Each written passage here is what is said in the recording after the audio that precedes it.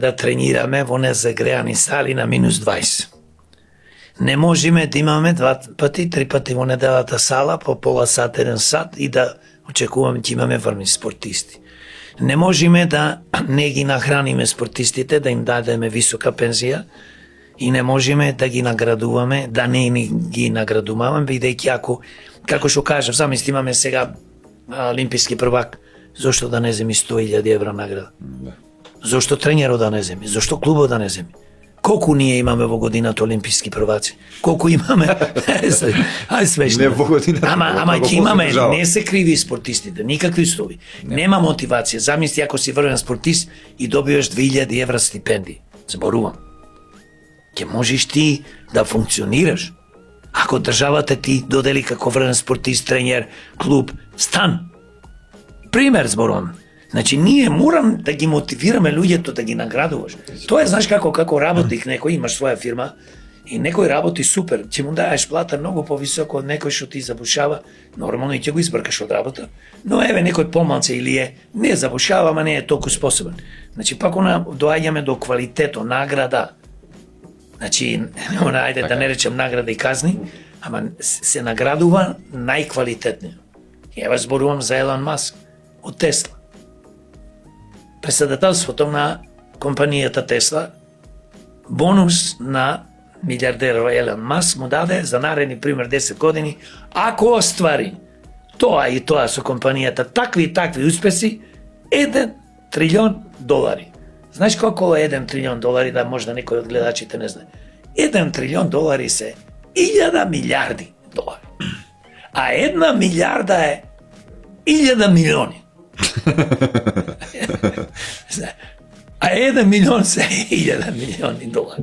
Се замислете тоа богатство, ама вака вика, ќе го добиеш тој бонус, ќе ти го исплатиме, ако го оствариш тоа.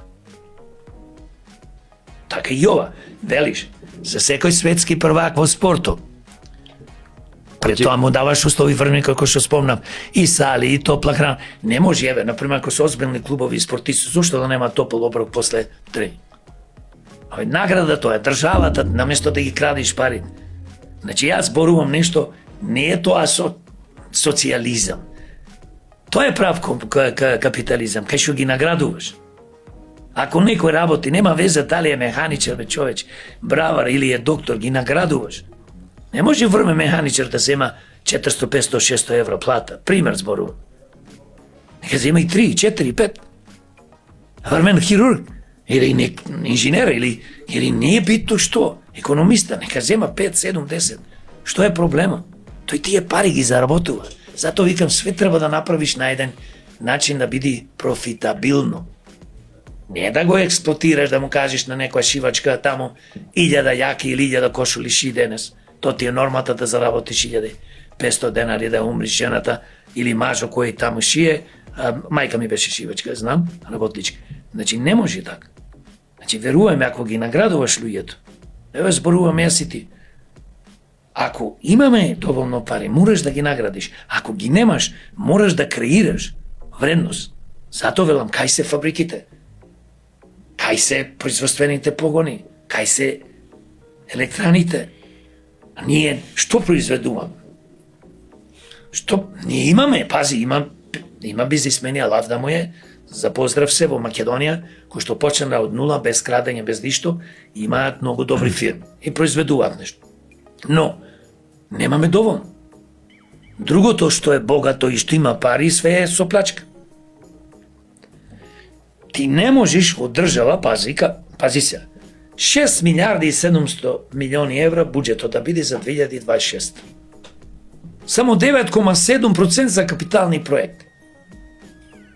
Колку е тоа помалце од 670 милиони.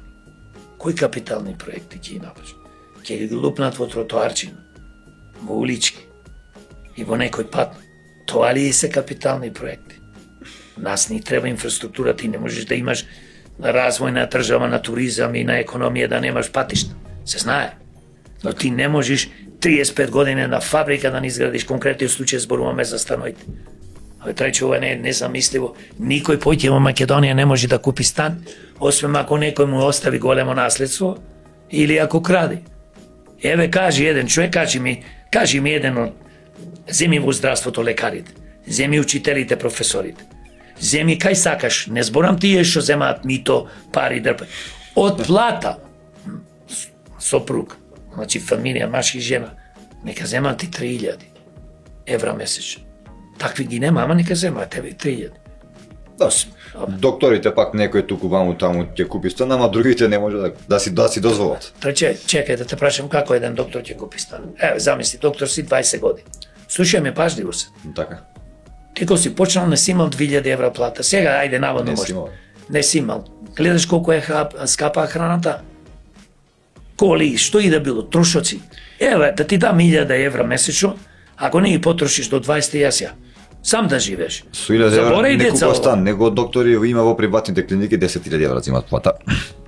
Во која клиника зема 10.000 евра? Жан Митрев, Систина. Не знам, не можам да проверени тврдам. информации. Добро, јас ја проверам и ќе опрашам Жан Митрев, дали кај него зема лекар некој месечно 10.000 евра, да. Да. Тој што зема, супер. Тој ќе купи стан. Ама тоа е реткост. Добро да, некој што зема, ама ние не треба да гледаме Елан Маск ќе земел ако остварил 1 трилион евра. Маск е еден, нема. Не. Ние треба да гледаме, значи, луѓето што работат во здравство. Еве да одиме по државното здравство. Ама пак ќе речам, и да си работник и се 2000 евра да земиш, стан не можеш да купиш. Не можеш, не. Така. Кај знае зашто? Затоа што не можеш да заштедиш ти. Оти кој ќе одиш во банка, ти бара 25-30%. Не можеш ти да одиш во банка, не е ова брзи кредити, кај што постои таму. Ајде, дај што дај, да ги собериме на луѓето парите. Не е така, значи ние сме во многу лоша состојба, Македонија тони, скоро години и пол веќе ќе помини и нормално и уште малци 2 години ќе поминат. Ова влада цело време се шетка, си зема кредити, се кажува приказни како супер одат работите, а да погледнеш во економијата нула, тониме, во здравството тониме, образование тониме, ништо нема направено со животната средина, собрајќи ако зборувавме хаосе во Скопје и другите градови, никој го нема решено проблем со паркирањето, да не зборувам со ѓубрето, најголемо достигање можда е па и тоа некоја наука и иновација. Како да се реши проблемот со ѓубрето? Градот мири се најшно пон. Така рече еден жител. Така. Господин Јорго, еве имам впечаток дека ова ми е еден од најдолгите подкасти, но имавме што да си кажеме, направивме мислам еден прекрасен подкаст, прекрасен разговор, што нема да биде последен, ќе се гледаме ние повторно, соработуваме ние.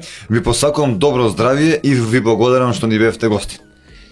Благодарам, поздрав до гледачите и секоја сум добро дојден. Поточно, драго ми е да бидам дел од Демократски импулс, најдобриот подкаст во Македонија.